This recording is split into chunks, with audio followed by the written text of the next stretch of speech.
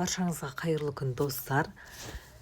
Номері 5-ші емдік диетаны бастайтын боламыз. Жалпы көптен бері осы ютубта көрінбей кетіп едім. Енді қайтадан жаңа видеолар жүктеп сіздерді қуантқалы отырмын. Менің каналымның дамуы үшін міндетті түрде видеоны соңына дейін көріңіздер, лайк және комментарий жазыңыздар. Таңғы асқа біз өте тойымды әрі дәмді, пайдалы ас әзірлейтін боламыз. Ол үшін бізге жұмыртқа, брокколи және сүт қажет болады. Жұмыртқаның тек бізге белогы қажет болады. Менде бұл 4 жұмыртқаның белогын алып дайындап алдық. Содан кейін брокколимізді жақсылап жуып аламыз.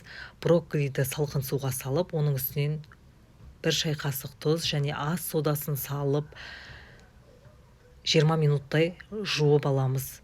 Жуып біткеннен кейін оны шайып, қайнаған суымызға брокколимізді салатын боламыз. Және ақырын отта 9 минут пісіріп аламыз. Содан кейін біз жаңағы жұмыртқаның белогын жақсылап араластырамыз және оның үстіне сүтімізді құйып араластырып массамызды дайындаймыз. Міне бізде осындай масса дайын болды. Оған дейін брокколимізді сүзіп аламыз. Міне біздің брокколиміз пісті. Брокколимізді суытып, оны арнайы ыдысымызға қоямыз.